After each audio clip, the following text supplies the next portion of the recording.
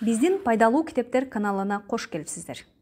Жакын адамдарыңыз ийгиликтүү болушун кааласаңыз, бөлүшүп, лайк басууну унутпаңыз. Жаңы аудио китептерди өткөрүп жибергиңиз келбесе, каналга катталып, коңгуроону басканды унутпаңыз. 3-бөлүм, 2-сабак. Каражат сабагын эмне үчүн алышыбыз керек? 1990-жылы менин эң жакшы досум Майк атасынын бизнес империясынын башчылык кызматына келди. Иши мурдагыдан да өркүндөй берди. Биз жылына 1-2 жолу гольф тренингинде көрүшөбүз. Ал жана анын аялы аябай жакшы адамдар. Баятамдын империясы ишеничтүү адамдын колунда. Мурда бизди үйрөткөндөй, Майктын ордун ээлеп калыш үчүн азыр ал баласын үйрөтүп жатат. Мен 1994-жылы 48 жашымда ишимди таштадым. Аялым Ким 37 жашта болчу. Бизнесимди таштаганым бекер жүрүү дегенди билдирбейт. Инфляцияга баш ийбей, аялым Ким экөөбүз иштебесек да, биздин байлык өсүп жатат. Бул эркиндикти билдирет. Активдер ушунчалык чоң болгондуктан, биздин кийлигишүүсүз деле көтөрүлүүдө. Бул нерсени мен бак тигүү менен салыштырмакмын. Көчөт тигесиң, бир канча жыл сугарып турасың, бир күн эле аны карап күтүүнүн кереги жок болуп калат. Бактын тамырлары жердин астына терең жайгашты. Эми ал сизге түшүм, эс алып жатканга көлөкө берет. Майк империяны башкарууну тандады, а мен эс алганды тандадым. Адамдар менен сүйлөшкөнүмдө, алар менден бизге эмне кылышыбызды сунуштамаксыз деп сурашат. Аларды эмнеден башташ керектиги кызыктырат. Кайсыл китепти сунуштамакмын? Балдарыбызды эмнеге даярдашыбыз керек жана кантип? Ийгиликтин сыры эмнеде? Миллиондорумду кантип иштейм? Ошондо мен мурдагы бир макаланы эстейм. Төмөндөгү сөз ошол жөнүндө болмокчу. Эң бай бизнесмендер. 1923-жылы эң зор лидерлер жана эң бай бизнесмендер Чикагодо Эджуотер Бич отелинде жолугушуу өткөрүшкөн. Алардын арасында эң чоң, көз карандысыз болот куюучу компаниянын ээси Чарльз Шваб, дүйнө жүзүндө эң ири коммуналдык кызмат компаниясынын президенти Сэмюэл Инсел, күйүүчү май иштеп чыгаруучу эң чоң компаниянын башчысы Гарвард Хобсон, ширеңке чыгаруучу дүйнө жүзүндөгү эң ири компаниялардын президенти Айвер Крюгер, эл аралык банктын президенти Леон Фрейзер, Нью-Йорк биржа фондунун президенти Ричард Уитни, биржада эң чоң алып сатарлар Артур Коттон жана Джесс Ливермор, Хардинг президентинин администрациясынын өкүлү Альберт Фол болгон. Жогоруда айтылган 9 адам 25 жыл өткөндөн кийин эмне болду? Шваб жакырчылыкта өмүрүнүн акыркы жылдарында карызга батып өлдү. Инсел чет мамлекетте кедейликте каза тапты. Крюгер менен Коттон ошондой эле жакырчылыкта өлүштү. Хобсон акылынан айнып калды. Уитни менен Альберт Фол түрмөдө олтуруп чыгышты. Фрейзер менен Ливермор өздөрүнүн өмүрүн өздөрү кыйып каза табышкан. Чындыгында бул кишилерге эмне болгонун бирөө жарым так айтып бере алышына көзүм жетпейт. Датага карасаңар, 1923-жылы рыноктун кулашы, 1929-жылы улуу депрессия. Мындайча айтканда, ошол жылдагы окуялар өйдөдө аттап өткөн адамдардын тагдырына чоң таасирин тийгизгендей. Албетте, тиги 9 бай киши жашап өткөн мезгилден бүгүнкү мезгил зор жана тез өзгөрүүлөр болуп жаткандыгы менен айырмаланат. Тиги 9 киши кабылган кырсыктуу иштерде эле азыркы мезгилде алдыдагы 25 жылдын ичинде деле көптөгөн сенсациялуу банкроттор болот. Мен тынчсыздандырганы көпчүлүк адамдардын оюнун баары өзүнүн эң чоң байлыгы каражат акылмандуулугунда эмес, акчада болуп жатканына. Адамдардын көз карашы өзгөрүлүп, болуп жаткан окуяларга сергек баа берип жана үйрөнүшсө, ошондо байлыгы арта баштайт. Эгерде акча баардык көйгөйдү чечет деп ойлошсо, алардын тагдырын катаал, оор сыноосу күтүп турат. Акылдуулук көйгөйдү чечип, акча алып келет. Каражат билими жок болсо, бар акчасы жок болот. Адамдардын көбү өмүр бою түшүнбөй өтүп кетет. Акчанын көптүгү адамдын тагдырын чечпешин, өзгөртпөшүн түшүнүшпөйт. Лотерея ойноп, утуп алган адамдардын көбүңөр эле уккан болушуңар керек. Бул адамдар миллиондогон долларларды лотереядан утуп алышкан. Кийин кайра эле сынык тешик тепшисин кармап олтуруп калышкан. Кээ бир белгилүү спортсмендердин тагдырын да уккан чыгарсыңар. 24 жашында бир жылда миллиондогон долларларды тапкан, а 34 жашында көпүрөнүн астында түнөп күнүмдүк жашоосун кечирген. Ушул саптарды жазып жатканда алдымда жаш баскетболчунун тагдыры жөнүндө жазылган гезит жатат. Бир жыл мурун анын миллиондогон акчасы болуптур. Бүгүн ал акчасын талап тоноп кеткен досторун, бухгалтерлерин, адвокатын каргап, болбогон айлыкка унаа жуугуш жайда иштеп отурат. Ал 29 гана жашта. Унаа жуугуш жайдан да бошотушуп коюшуптур. Аны болгон күнөөсү эле унаа арчып жатканда моюндагы чемпиондук медалын чечпей койгондугу. Мурунку чыгаан спортсмен акчасынын жоктугуна жиникелип, дискриминацияны каргап, унутулуп калгысы келбегендигин айткан. Мурунку жомуктогудай жашоосунан эсте кала турган медалы эле калгандыгын баяндап берген. Эгерде медалын тартып алышса, анда ага жашоонун кереги жоктой сезилет. Күрүлдөгөн 1920-жылдагыдай эле 1997-жылдары да бат миллионерлер болгон адамдардын саны көбөйдү. Байып жаткандарды көрүп сүйүнөм. Иштин баары көп акча иштегендиктен жана банкта акчаң жаткандыгында эмес экенин билем. Иштин маңызы ал акча сага жана сенин балдарыңа буйруйбу же жокпу мына ушунда. Эмнеден башташ керек? Кантип тез байыса болот деп менден сурагандар менин жообумду угушуп, көңүлү чөккөнүн байкайм. Мен аларга баятам жаш кезимде айткан сөздү айтам. Эгерде сиз бай болгуңуз келсе, анда каражат боюнча сабаттуу болушуңуз керек деп. Бул идеяны мен баятам менен жолукканда дайым кулагыма куйчу эле. Менин билимдүү атам китеп окуу зарыл экендигин айтса, баятам каражат сабаттуу болуш керек экендигин баса белгилеген. Эгерде сиз Empire State Building'дей 102 кабаттуу имарат салгыңыз келсе, эң биринчи жерди чукур казып, ишеничтүү, катуу, кубаттуу пайдубал курушуңуз керек. Агрардык мезгилде калыптанып калган мектеп системасы дагы деле пайдубалы жок үйлөргө ишенет. Чаң баскан полдору дагы деле бар. Мектепти аяктагандар каражат боюнча билимдүү болуша албайт. Бир күнү уйкусу качып, кокосуна чейин карызга батат. Жашаган жери начар. Американын кыялынан эңсөсүнөн кол жууп, тез баюунун жолун тапсам, баардык каражат көйгөйүм чечилет деп ойлошот. Анан алар асман чийген көп кабаттуу имаратты кура баштайт. Курулуш бат бүтөт. Бирок Empire State Building'дин ордуна солкулдап кулап түшөйүн деп зорго турган имарат пайда болот. Уйкусуз түндөр кайтып келет. Майк экөөбүздүн тандаган жолубуздун ачыктыгы жаш кезибизден катуу, ишеничтүү каражат пайдубалын курууну үйрөнгөнүбүздө. Бүгүнкү күндө каражат иштерин жүргүзүүнү эсептеп карап чыгуу көпчүлүгүн кызыктырбайт. Бул маселеде башаламандыктар аябай көп. Эгерде сиз көп убакытка чейин бай жашагыңыз келсе, каражат иштерин жүргүзүүнү эсептеп ойлонууга кылдаттык менен караш керек. Маселенин баары каражат иштерин жүргүзүүнүн балдарыңызга көрсөтүп, бир сыйра эсептеп чыгуу зарыл экенин кантип үйрөтөсүңөр? Жооп мындай: түшүндүрүүнү жөнөкөйлөтүп, сүрөттөрдү колдонгула. Мен баятам Майк экөөбүзгө катуу, ишеничтүү каражат пайдубалын куюп койгон. Биздин жаш кезибизде жөнөкөй ыкма менен үйрөткөн. Жыл өткөн сайын сүрөттөрдү жана чиймелерди тартып, айтып берчү. Майк экөөбүз жөнөкөй сүрөттөрдү көрүп, бир аз түшүнүксүз тилди, акча жүргүзүү тилин өздөштүрүүгө, түшүнүүгө аракет кылаар элек. Андан кийин баятам сандарды кошо баштады. Бүгүн Майк көп миллиарддуу империяны башкарып жатат. Каражат иштерин жүргүзүү мурдагыдан да татаал. Менин империям аныкына караганда жөнөкөй, бирок Майк экөөбүздүн пайдубалыбыз бирдей. Кийинки беттерде Майк экөөбүз үчүн баятам тартып көрсөткөн сүрөттөрдү сунуштайм. Сүрөттөр жөнөкөй болгону менен Майк экөөбүзгө байлык иштеп тапканга жардам берген. Номер 1 эреже. Силер актив менен пассивдин айырмасын билип, активге ээ болушуңар керек. Болгону ошол номер 1 эрежени билишиңер керек. Башкасы жок. Бул аябай жөнөкөй болушу мүмкүн.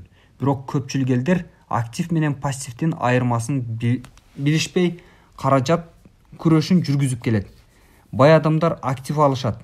кедей жана орто жашаган адамдар актив деп пассив алышат.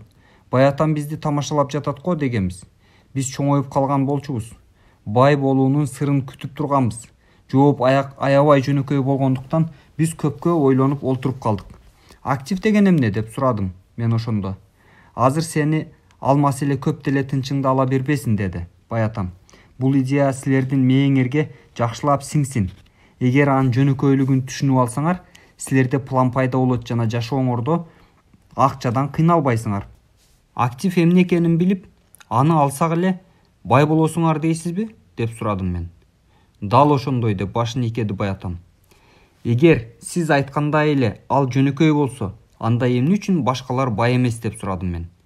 Эмнеге дегенде адамдар актив менен пассивдин айырмасын билишпейт деп күлүмсүрөп Баятам. Чоңдор ошончолук эле аңкообу? Эгер ал ушунчалык жөнөкөй жана зарыл болсо, баардыгы эле билип алышпайбы деп сурадым. Актив менен пассивдин айырмасын бизге түшүндүрүп бергенге Баятабызга аз эле убакыт кетти. Чоң адам катары мен башка адамдарга түшүндүрүп берүүм абдан кыйын. Эмнеге? Анткени чоңдор акылдуу. Көп учурда идеянын жөнөкөйлүгү көпчүлүк чоңдорго жетиши кыйын. Алар ар кандай жогорку билимдерди алышкан, ар кандай кесиптерге окушкан. Банкирлер, бухгалтерлер, кыймылсыз мүлк сатуу боюнча агент, каражатты пландаштыруу боюнча адистер жана башкалар. Акылмандуулукту четке коюп, өздөрүн жаш баладай элестетиш кыйындыкка турат. Бирөөдөн үйрөнсө, кадыр баркы төмөндөп кетчүдөй ойдо болушат. Баятам мындай принципке ишенчү. Түшүндүргөндө дөдөйгө да түшүнүктүү болуш керек. Ошол жөнөкөй түшүндүргөндөрү бизде күчтүү, туруктуу каражат пайдубалын берди. Эмне үчүн пассив менен актив башаламандыкты пайда кылат? Жөнөкөй эле нерсе неге ушунчалык чаташып кеткен? Кандайча актив алса, ал чындыгында пассив болот. Жооп билимдин башында жатат. Мектепте каражат боюнча сабаттуулук деген сөзгө эмес, сабаттуулук деген сөзгө көңүл бурат. Чынында актив деп жана пассив деп айтып койгон сөздү аныктоо кыйын. Эгерде чаташкыңар келсе, актив жана пассив деген сөздөрдү сөздүктөн карагыла. Сөздөрдүн куралышы тажрыйбалуу бухгалтер эксперттерди канааттандырышы мүмкүн, бирок орто билимдүү адам түшүнбөй калат. Баятам бизге мындай дечү. Актив сөз менен эмес, сан менен аныкталат. Эгерде санды окуй албасаңар, анда актив деген эмне деген суроого күндүз чырак менен издеп да жооп таппайсыңар. Акча иштетүү жолдорун эсептөө бул жөн эле сандар эмес. Ошол сандар эмне деп айтып жатканын түшүнүү. Бул жерде сандар куддум сөздөрдөй, жөн гана сөз эмес, аңгеме. Сан менен айтылган аңгеме. Баардыгы эле окушат, бирок баардыгы эле окуп чыкканын түшүнө беришпейт. Адамдын окуп жана кабыл алуусу эки башка түшүнүк. Ар кимдин жөндөмү ар кандай. Мисалы мен жакында видеомагнитофон алдым. Кантип программалоо жөнүндө инструкциясы бар экен. Мен жакшы көргөн 5-күнү кечинде боло турган көрсөтүүнү кассетага жаздырып алайын дегем. Инструкциясын окуйын деп жинди болуп кете жаздадым. Менимче дүйнөдө эң кыйын нерсе бул видеомагнитофонду программалоо болуш керек. Мен жазылган сөздөрдү окуп чыгып, эч нерсеге түшүнгөн жокмун. Окуган бул башка, окуп чыкканыңды түшүнгөн бул бөлөк. Каражат маселесинде деле ушундай эле көрүнүш. Баятам мындай дегенин көп жолу уккам. Бай болгуң келсе, сен сандарды окуй да, түшүнө да билишиң керек. Байлар актив алышат, а орто жана жакыр жашагандар пассив алышканын түшүн дечү. Төмөндө сөз актив менен пассивдин айырмачылыгы жөнүндө болот. Көптөгөн тажрыйбалуу бухгалтер эксперттер мен берген сүрөттөр жана аныкталар менен макул болбошу мүмкүн. Бирок ошол жөнөкөй сүрөттөр биз жаш балдар үчүн келечектеги каражат боюнча билимдүү болушубуздун башталышы болгон. 9 жашар балдарды окутуп жатып, Баятам баардык нерсени жөнөкөйлөштүргөн. Сөздү аз, эч кандай сан жок кылып, көбүнчө чиймелеп көрсөтүп берчү. Анда эмесе сүрөт боюнча сиздерге бир аз айтып берели. Активге аккан акчанын көрсөтмөсү. Бул жерде адам киреше табат, кирешесине актив сатып алат, активден кайра киреше түшөт. Ошондой эле пассивден аккан акчанын көрсөтмөсү. Адам киреше табат, кирешесин чыгашага пассивке жумшайт, пассив дагы акчаны алып кетет. Өйдөдөгү сүрөт кирешенин абалын, мындайча айтканда, киреше менен чыгашаны көрсөтүп турат. Сөз акчанын келиши жана кетиши жөнүндө болуп жатат. Асты жактагы баланстын диаграммасы актив менен пассивдин салыштырмасы. Каржы ишинде жаңы баштагандардын көпчүлүгү киреше менен баланстын ортосундагы байланышты түшүнбөшү мүмкүн. Ортодогу бул байланышты билиш керек. Акча фронтунда кармашуунун биринчи эле себеби актив менен пассивдин айырмачылыгын билбегендик. Башаламандыктын себеби эки сөздүн аныктамасында көрүнүп турат. Мурда баятам айткандай, актив акчаны сен чөнтөгүңө салат. Жакшы, оңой, ыңгайлуу. Сүрөттө актив менен пассив ушинтип көрүнөт. Жөнөкөйлөштүрүп сөз менен айтканда, актив акчаны сен чөнтөгүңө салат. Пассив чөнтөгүңдөгү акчаны алат. Мына ушуну билсек эле болду. Эгерде бай болгуңуз келсе, жөн эле жашоону өткөрүңүз. Эгерде кедей же орто жашагыңыз келсе, анда пассив алып жашоону өткөрүңүз. Пассив менен активдин айырмасын билбегендик чыныгы жашоодо каражат күрөшүн туудурат. Эгерде адамда каражат көйгөйү болсо, анда ал жазылган сөздү же сандарды түшүнбөйт. Каражат күрөшүндө жүргөндөргө караганда, байлар каражат маселесинде сабаттуураак келишет. Эгерде бай болгуңар жана байлыгыңарды көбөйткүңөр келсе, анда каражат маселесинде сабаттуу болуп, сөздөр менен сандарды түшүнө билиш керек. Диаграммадагы стрелкалар акчанын агымын көрсөтүп жатат. Сөздөрдө эле чынында сандардын да мааниси аз. Баарын сүрөттөп турган көрсөтмө керек. Каражат эсептөөсүндө акчанын агымы, иштин жүрүшү көрсөтүлүп турат. Акчанын кайсыл жактан каякка өтүп жатканы көрүнөт. Көптөгөн үй бүлөнүн каражат тарыхын алсак, айлампадан чыгыш үчүн жан аябай эмгектенишет. Адамдар акча иштешет, бирок өмүр бою активдин ордуна пассив алышат. Акча агымынын үлгүлөрүн карагыла. А. Кедей адам. Б. Орто жашаган адам. С. Бай адам. Төмөндөгү диаграммалар жөнөкөйлөштүрүлгөн. Алардын баарында эле тиричилик чыгашалары бар. Диаграммалар жакыр, орто, бай жашаган адамдардын жашоосунда короткон акчаларын көрсөтүп турат. Бул жерде адамдын колуна акча тийгенде ким каяка жумшаарын жөнүндө сөз болот. Анда эмесе диаграммага жөнүндө бир аз сиздерге айтып берели. А диаграммасында адам өз жумушунан киреше табат. Кирешеси чыгашага кетет. Салык, свет, газ, азык-түлүк, ремонт, кийим-кече жана башка. Б диаграммада адам жумушунан киреше табат. Кирешесине пассив сатып алат. Пассиви чыгаша болуп, акчасы талаага кетет. С диаграммада киреше тапкан адам тапкан кирешесине актив сатып алат. Киреше арендадан, дивидендтен, проценттен жана ошондой эле акциялардан, кымбат баалуу кагаздардан алган киреше. Актив кайра киреше болуп кетет. Ошондой эле бул диаграммаларга түшүнүк актив, облигациялар, акциялар, кыймылсыз мүлк, автордук ырлар, китептер жана башкалар. А пассив карыз, суда, кредит жана башкалар. Менин оюмча, мен башында айткан А кедей адам, Б орто жашаган адам, С бай адам деген жөнүндө биз бул диаграммалар аркылуу бир канча түшүнүк алдык. Мен бул бөлүмдү 1920-жылдагы Американын эң бай адамдарынан баштаганымдын себеби көпчүлүктүн ой жүгүртүүсү жетишээрлик эместигин көрсөткүм келди. Жетишээрлик дегеним акча болсо эле баардык көйгөй чечилет деп ойлошот адамдар. Ошондуктан адамдар менден кантип тез байысам болот, эмнеден башташ керек деп сураганда чочуп кетем. Менин карыздарым бар, ошондуктан мен көп акча иштешим керек деген сөздөрдү көп угам. Акчанын көптүгү көйгөйдү чечпейт. Чындыгында ал көйгөйдүн келип чыгышынын түрткүсү гана болот. Акча биз колдон чыгарып жиберген нерсени гана көрсөтөт.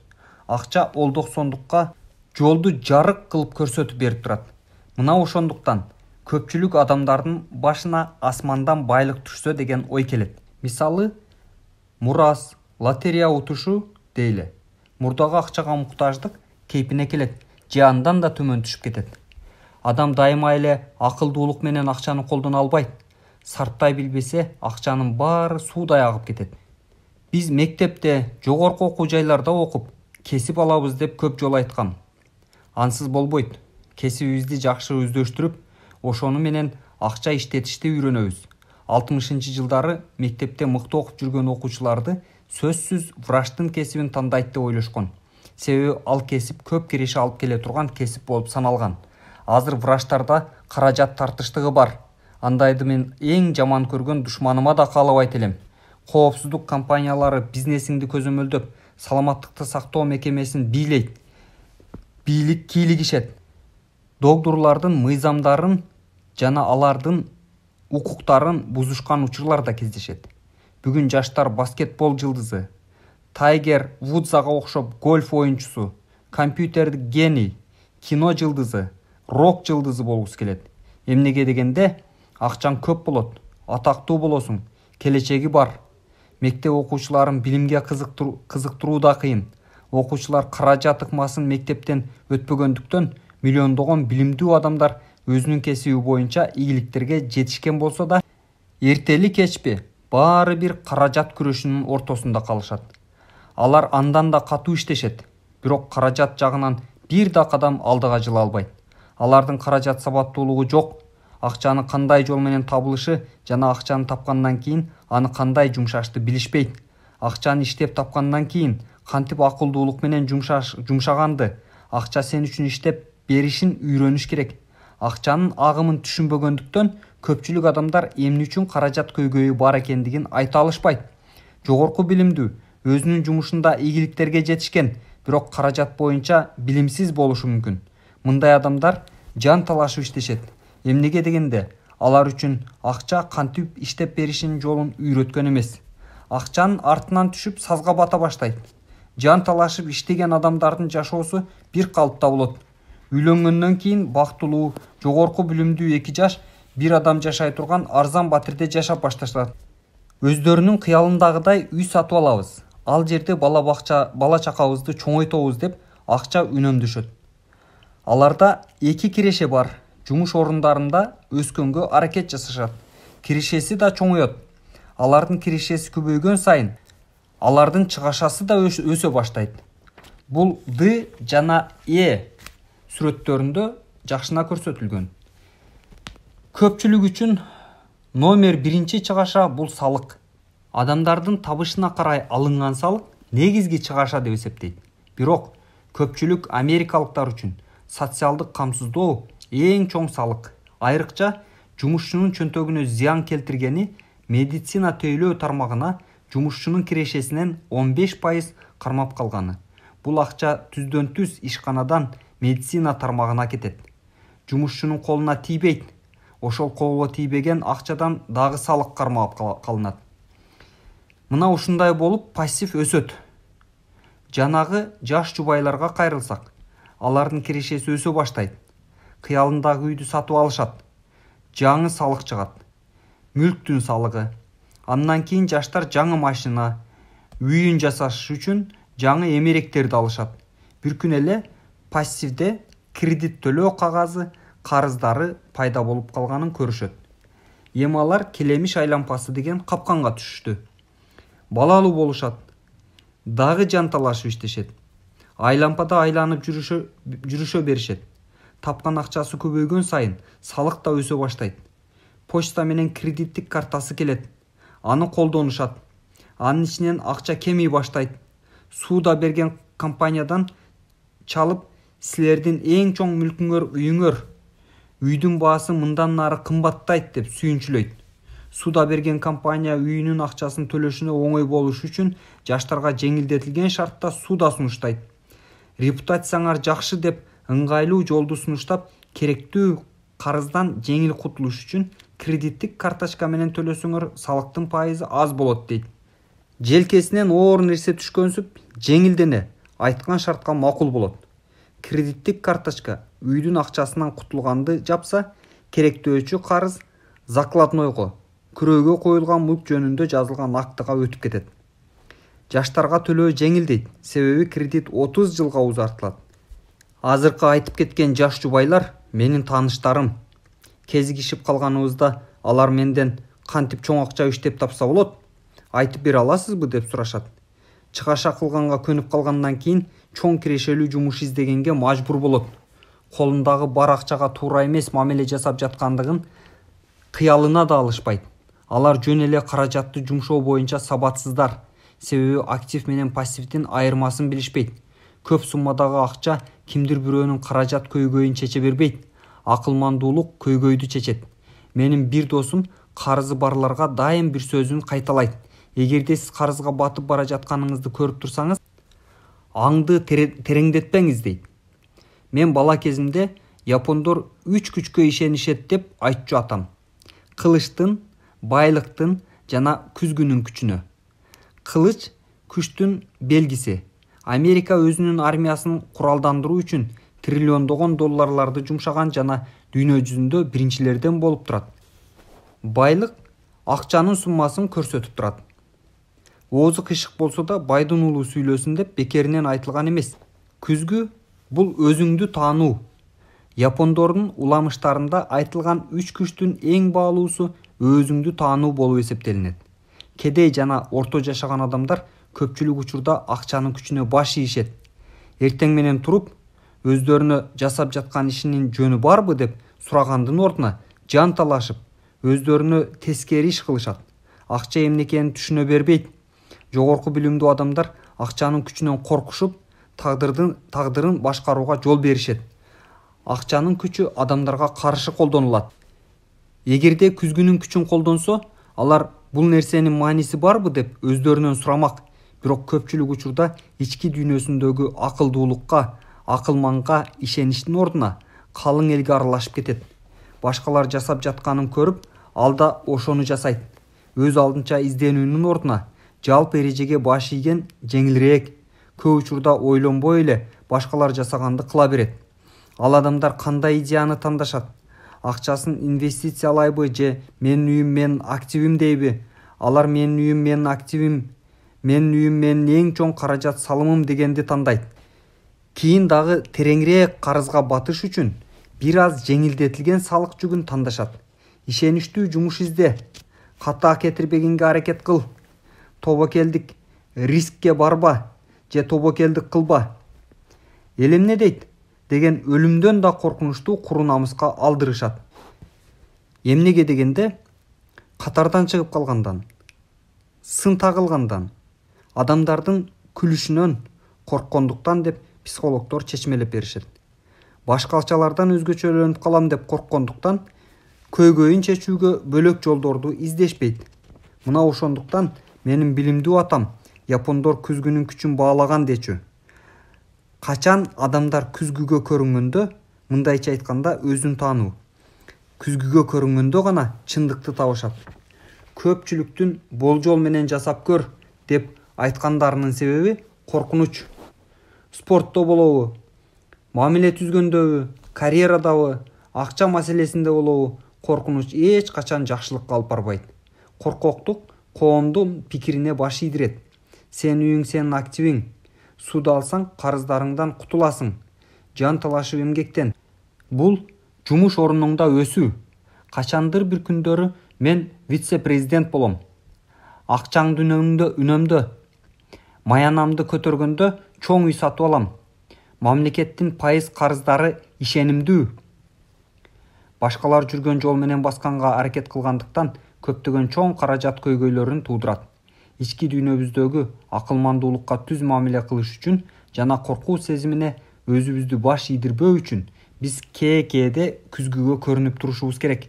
Майк экөөбүз 16га чыгып калганыбызда мектепте кыйынчылыктар башталды. Биз жаман окубайт элек, бирок башка балдардан четтей баштадык. Мектептен кийин базар күндөрү да биз Майктын атасына иштечүбүз. Ал банкирлери, адвокаттары, бухгалтер эксперттери, брокерлери, инвесторлору, менеджерлери, жумушкерлери менен жолугушуу өткөрүп жатканда Майк экөөбүз жумуштан чыгып алып, анын жанында олтурчубуз.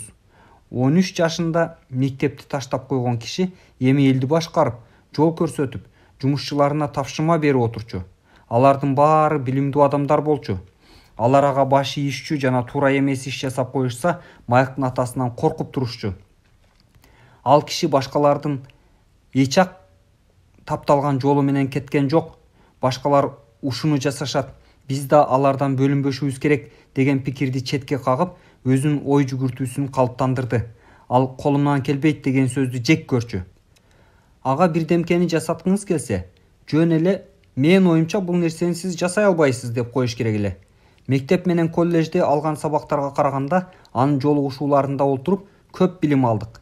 Майктын атасы мектепке берилген сабактарды жакшы деле билчү эмес, бирок каржы боюнча терең билимдүү болчу. Жыйынтыгында ал ийгиликтүү бизнесмен эле. Акылдуу адам өзүнөн да акылдуу адамды түшүнөт деп көп айтчу. Биз дагы акылдуу адамдар менен көп отуруп, аларды угуп, аларды үйрөнүп, өзүбүзгө көп нерсе алдык. Ошондуктан агайларыбыздын деңгээли биздин деңгээлге туура келе берчү эмес. Так ушул бизге көп кыйынчылыктарды туудурду. Эгерде силер жакшы билим албасаңар, алдыдагы жашооңор таттуу болбойт деп айткандай эле Майк экөөбүздүн күлкүбүз келчү. Бизге кыйшаңдабай мектепте түзүлгөн эреже менен жүргүлө дегенде эле чыгармачылык ой жүгүртүүнү жоюп жатканын сезишүбүз. Эми биз баятабыз окуу жайлары, жумуш орун куруучуларды эмес, жакшы жумушкерлерди чыгарууга багытталган дегенди түшүнүп жатабыз. Кээде Майк экөөбүз агайларыбыздан мектепте өткөн сабактарды кантип жашообузда колдонобуз, эмне үчүн акча сабагын же акча кантип иштээрин өтпөйбүз деп сурап калчубуз. Акыркы сурообузга агайлар акча анчейин маанилүү деле эмес, эгерде биз окууну жакшы аяктасак, ал өзү эле келет деп жооп берчү. Канчалык акчанын күчүн көп билсек, ошончолук агайларыбыз менен классташтарыбыздан ортобуз алыстай баштады. Билимдүү атам менден мектептеги жетишкендиктерим жөнүндө сурачу деле эмес. Эмнеге сурабаганы өзүмө да кызык болчу. Бирок акча жөнүндө сөз болгондой эле ал кызуу талкууну баштоочу. 16 жашымда эле мен ата-энеме караганда акча жөнүндө көп түшүнчүмүн. Эсепти билчүмүн. Мен бухгалтер эксперттерди, банкирлерди, кыймылсыз мүлк боюнча брокерлерди, инвесторлорду укчумун. А менин атам болгону мугалимдер менен гана байланышчу. Бир күнү атам эмне үчүн биздин үй биздин эң чоң салымыбыз болушун түшүндүрүп берип жатты. А мен тескерисинче биздин үй биздин эң чоң салымыбыз эмес экендиги жөнүндө далилдерди келтирип бердим. Төмөнкү диаграмма менин кедей атам менен бай атамдын үйгө болгон мамилесинин айырмачылыгын сүрөттөп берет. Бай атам актив, пассив үй. Кедей атам актив үй, пассив жок. Кедей атам өзүнүн үйүн актив деп эсептесе, бай атам өзүнүн үйүн пассив деп эсептейт. Мен атама акчанын агымын көрсөтүп турган сүрөттү тартып, кетип жаткан чыгашаларды далилдеп бердим. Чоң үй чоң чыгашаны билдирет. Жана акча чыгаша колонкасы аркылуу сыртка чыгат же сыртка агат. Азыр мен үйдү актив деп эсептебейм. Үй көпчүлүктөр үчүн кыялынын орундалгандыгы жана эң чоң акча салымы экенин да билем. Болбогондон көрө үйүңдүн болгону жакшы. Мен бирок башкача жолду сунуштагым келет. Эгерде аялым экөөбүз чоң, жаңы үй сатып алсак, аны биз актив эмес, пассив деп эсептемекпиз. Эмнеге дегенде, үй биздин чөнтөгүбүздөн акча сормок. Мен бул китепте ушул далилдерди ортого коймокчумун. Көпчүлүгү мени менен макул болбошун да билем. Эмнеге дегенде жакшы үй, жагымдуу эмоционалдык нерсе. Акча маселесине такалганда кубанычтуу эмоциялар каражат акылмандуулукту алдыга алып чыгат. Өзүмдүн тажрыйбамдан улам айтсам, адамдын ар кандай чечим кабыл алышына акча эмоционалдык таасир кылат. Биринчи, көпчүлүк адамдар үйүнүн акчасын төлөш үчүн өмүр бою иштешет. Башкача айтканда 30 жылдык суданы мойнуна алышат. Төлөмөйүнчө үйдүн ээси боло алышпайт. Экинчи, жеңилдетилген салык менен төлөгөндө да башка карыздарын салыкты төлөп бүткөндөн кийин гана арткан акчаларын колго алышат. Үчүнчү, үйүнүн налогу $1000 чыгып кеткенде менин аялымдын ата-энеси абдан таң калышты. Ал болгондо да кайнатамдар пенсияга чыкканда башталды. Салыктын өскөнү пенсиясына чоң зыян болду. Айласыздан алар чоң үйүн башка кичирээк үйгө алмаштырууга туура келди. Төртүнчү, үйлөрдүн баасы дайыма эле өсө бербейт. 1997 жылдары кээ бир досторумдун кредитке алган үйлөрүнө миллиондогон акчаларды беришмек. Азыр ал ошол эле үйдү сатса $700,000 гана алышы мүмкүн. 5. Үйдүн төлөмүнө чоң акчаларды берип, мүмкүнчүлүктөрдү колдон чыгарды десек болот. Эгерде тапкан акчаңыз үйгө кетип жатса, сиз көп иштегенге аргасыз болосуз. Тапкан акчаңыз актив колонкасына кирбей, чыгаша колонкасына түшө берет. Орто жашаган адамдардыкы дайым ошондой боло берет. Эгерде жаш жубайлар эртерээк акчасын активге салып койсо, кийин аларга оңой болмок. Айрыкча балдарын чоң окуу жайына окуткусу келсе, убактысы жеткенде балдарынын университетке кеткен чыгашасын активдеги акчасы жаап турмак. Көпчүлүк учурда өсүп жаткан чыгашаларды жабыш үчүн узак мөөнөткө суда алганга үй түрткү болот. Портфелге инвестиция мындайча айтканда баалуу кагаздарды алгандын ордуна үй алам деп чечсеңиз, жыйынтыгында кырдаал мындай болот. Биринчи, убакыт өтүп кетет, ал учурда активиңиз өсүп, түшүм берип калган болмок. Экинчи, кошумча капиталдын жоктугу үйгө чыгаша болбой, акчаңызды инвестициялоого жарамак. Үчүнчү, билим алууну жоготуу. Көпчүлүк учурда адамдар үйүн, жыйган терген акчасын, пенсиясын активде эсептешет. Инвестиция кылганга акчасы жок. Инвестиция жасашпайт дагы. Инвестиция жасоону үйрөнүш керек. Көпчүлүгү инвестиция жасоого эч качан кызыгышпайт. Мен үй сатып албагыла дебейм.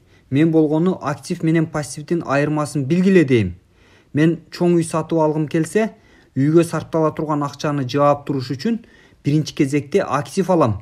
Менин билимдүү атамдын каражат абалы да же башка кимдир бирөөнүн абалы да жашоодо келемиш айлампасында чуркап жүргөнүн көрсөтүп турат. Акча жыйноого мүмкүнчүлүгү болгон эмес. Эмнеге дегенде, анын тапкан акчасы менен чыгашасы тең болгон.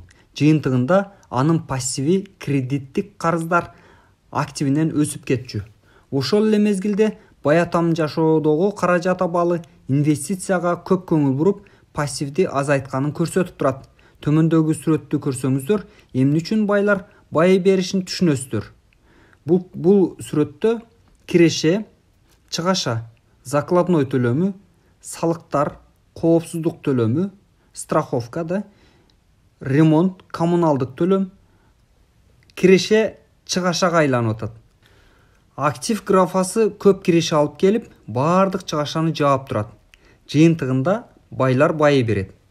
Орто жашаган адамдар дайым каражат күрөшүндө болот. Алардын негизги кирешеси маяна, айлык акы, айлыктын өскөнүнө жараша салык да өсө баштайт. Чыгаша көбөйгөн сайын киреше азайгансыйт. Келемиштин айлампасына жакындай берет. Киреше алып келе турган активге инвестиция кылбай, өзүнүн үйүн биринчи катардагы актив деп көрөт. Үй бул менин инвестиция кылганым. Айлыктын өсүшү чоң үй сатып алганга мүмкүнчүлүк берет. Кымбат эмеректерди сатып алсам болот деп ойлоо карызга бата баштагандык. Азыркы коомдун пайдубалы кызмат боюнча көтөрүлүп, айлыгы өсүп жатканда да чыгымдын өсүшү баары бир үй бүлөнү карызга батырат. Каражат боюнча билимсиздик орточо жашаган адамдардын тагдырына муш болот. 1990 жылдардагы массалык жумушсуздук орточо жашаган адамдардын фирмасындагы бизнесинин кулашы каражат абалы начар экендигин көрсөтүп койду. Пенсия көйгөйлөрү башталды жана болуп жатат. Социалдык камкордуктун абалы мышы кыйлагыдай. Пенсиядагылар кыйналууда. Орточо жашаган адамдарда да дүрбөлөң пайда болду. Дагы жакшы, алардын кээ бирлери кыйынчылыктарды сезип, инвестиция фондунан пайыз кагаздарын сатып ала баштады. Ал адамдардын инвестиция жасаганынын өсүшүн биржа рыногунда жанданда баштады. Азыркы мезгилде алардын суроо талабын канааттандыруу үчүн көптөгөн ачык типтеги инвестиция фондуларын ачып жатышат. Бул фонддордун белгилүү болушунун себептери каражат коопсуздугун камсыз кылат. Пайыз кагаздарын сатып алгандар салык төлөө менен балдарынын окуусуна топтошот. Кредиттерин жабыш үчүн жан талашып иштешет. Инвестиция кылууну окуганга убактылары жок. Баалуу кагаздар боюнча фонддун менеджеринин тажрыйбасына таянат. ачык типтеги инвестиция фондулары ар кандай ишканаларга акчаларын салгандыктан адамдар акчаларынын коопсуздукта тургандыгына ишенишет. Орточо жашаган адамдардын көбү билимдүү, башка иштерде иштешет. Аларда мурдагы эле көрүнүш, абайла, тобокелдикке салба деп ойлонушат. Ошондуктан көп пайданы фонддордун брокерлери көрүшөт. Жаш кезинде каражат сабагын албагандыктан орточо жашаган адамдар өздөрү иш алып баргандан коркушат. Чыгаша менен кирешеде жана актив менен пассивде баланс жок. Күч берип турган активдин ордуна пассив үсөмдүк кылат. Алардын турмушу көпчүлүк учурда жумуш берүүчүлөрдөн көз каранды. Кандайдыр бир келишимди ишке ашыруу мүмкүнчүлүгү болгондо да кээ бирлери колундагы мүмкүнчүлүктөн пайда чыгара албай калышат. Болбой калсачы, салык төлөөнү, кредиттерди берүүнү ойлош керек дешет. Ал үчүн абайлап иш кылыш керек. Бөлүмдүн башында актив менен пассивдин айырмасын билип алган өтө зарыл дегем. Айырмачылыгын билип алгандан кийин киреше күч бере турган активди ала баштайсыңар. Бай болуунун жолуна түшкөнгө эң сонун амал. Ушуну жасасаңар, силердин актив колоннаңар өсө баштайт. Пассив менен чыгашаны азайтууга умтулгула. Ошондо силер актив графасына көбүрөөк акча багыттай аласыңар. Актив пайдубалыңар бышык болгондо, силер андан да пайдалуу 100% пайда алып келе турган келишимге инвестиция кыла аласыңар. Мүмкүн $5000 акчаңыз 1 миллион же андан да көп акчага айланар. Бул инвестицияларды орточо жашаган адамдар өтө коркунучтуу деп санашат. Инвестиция коркунучтуу эмес, каражат боюнча билимдүүлүктүн жана каражаттык акылдуулуктун жоктугу инвестициялоодо коркунучту туудурат. Эгерде башкалар кылганды сиз да кылсаңыз, анда мындайча көрүнүш болот. Менчик үйү бар жумушкерлер иштеген айлыгыңарды мына буларга жумшайсыңар. Биринчи, сиз бирөөгө иштейсиз. Айлыкка иштеген көпчүлүк жумушкерлер ишканасынын ээсин гана байытат. Бай ишкананын акциясы да жакшы сатылат. Сиздин аракетиңиз жана ийгилигиңиз ишкананын ээсине да ийгилик алып келет. Жакшы пенсия төлөп берет. Экинчи, өкмөткө иштесеңизчи. Өкмөт сиздин айлыгыңызды колуңузга бергиче өзүнүн энчисин алып коет. Жан талашып иштесеңиз, айлыгыңыздан кармап калган салыкты гана өстүрөсүз. Көпчүлүк эл 1 жылдын ичинде январдан майга чейин өкмөткө иштеп берет. Анан гана өздөрүнө иштеп баштайт. Үчүнчү, сиз банкта иштейсиз дейли. Айлыгыңыздан салыктарды кармап калат. Андан кийин башка чыгашалар. Сиздин закладноюңуз жана кредиттик карточка менен төлөнө турган карыздарыңыз болот. Канчалык жанталашып иштесеңиз, жогоруда көрсөтүлгөн ар бир 3 бөлүкчөдө сизге тиешелүү акчадан көбүн алып коет. Жумуш аракетиңизди өзүңүз үчүн жана үй бүлөнүн пайдасына багыштаганды үйрөнүшүңүз керек. Эгерде өзүңүздүн бизнесиңизди ачам десеңиз, кандай эрежелерге таянасыз? Көпчүлүк адамдар үчүн ал мындай. Сөзсүз өзүңүздүн кесибиңизге байланыштуу болот. Айлыгыңызга гана таянсаңыз, ал акча актив алганга багышталат. Активиңиз өсө баштаса гана сиздин ишиңизге баа берсе болот. Адам бай экенин түшүнгөндө бай болобу? Актив менен пассивге аныктамам бар дечи. Бай болгондугумду билүү үчүн да аныктамам бар. Чынын айтсам, мен аныктаманы Бакминстер Фуллер деген адамдан алганмын. Аны кээ бирлери алдамчы десе, кээ бирлери чыныгы акылман дешет. 4 жыл мурда ал бардык архитектурларды ызычууга түшүргөн. 1961 жылы геозикалык купон деген нерсени патенттегенди чечкен. Ошондой эле Фуллер билдирмесинде байлык жөнүндө да айткан. А дегенде эч ким аны байлык жөнүндөгү формуласын түшүнгөн эмес. Мен да бир нече жолу окугандан кийин гана түшүнүктүү болду. Ал формула байлык бул адамдын көпкө чейин калкып турушу же бүгүн иштебей койсом канчага чейин жашай алам деп ой жооруганы. Акча сарптап, бирөөлөр менен келишим түзүп, актив менен пассивдин ортосундагы товарлардын баасын аныктап иштейсиз. Фуллердин формуласында өзүңдүн каражат абалыңды анык билүүгө мүмкүнчүлүк берет. Бүгүн мен каражат фондусунда жетишкендиктериме анык баа бере алам. Өзүңүз топтогон акчаңыз активдин ичинде акчалай эмес, сатып алган товарлар менен болот. Байлык акча менен ченелет. акча таап жаткан мезгилде сиздин байлыгыңызды жана каражат мүмкүнчүлүгүңүздү көрсөтүп турат.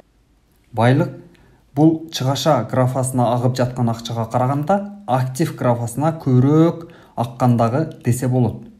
Мисалга алсак, актив графама bir айда $1000 түштү дейли. А менин bir айлык чыгашам $2000 болду. Суроо, мен баймынбы? Эми Бакминстер Фуллердин аныктамасына кайрылып көрөлү. Канча күнгө чейин мен өзүмдүн акчам менен камсыз кыла алам?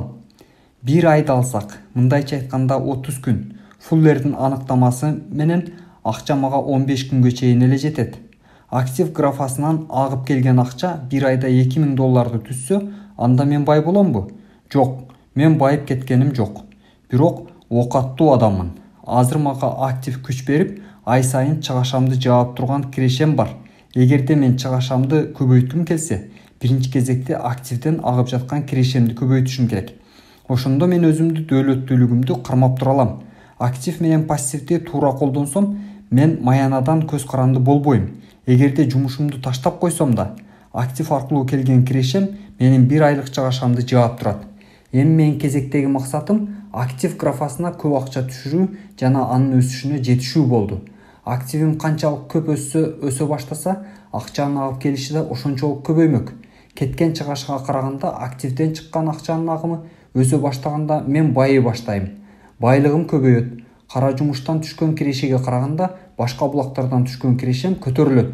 Активден агып келген акчаны кайрадан инвестициялап, актив деген колонкага акча агымын токтобошуна бардык аракетимди жумшамакмын. Байлыкка жол ачылмак. Өтө бой болуп кетүүнү ойлогон эмесмин. Төмөнкү абалдарды эстей жүргүлө. Байлар актив алат. Биринчи. Экинчи. Кедейлер чыгаша гана кылышат. Үчүнчү. Ортожо жашаган адамдар актив алдым деп пассив алышат. Менчик бизнесиңизди кантип пландаштыра баштайсыз? Бул суроого кандай жооп болот? Макдональдсты угуп коюңуз.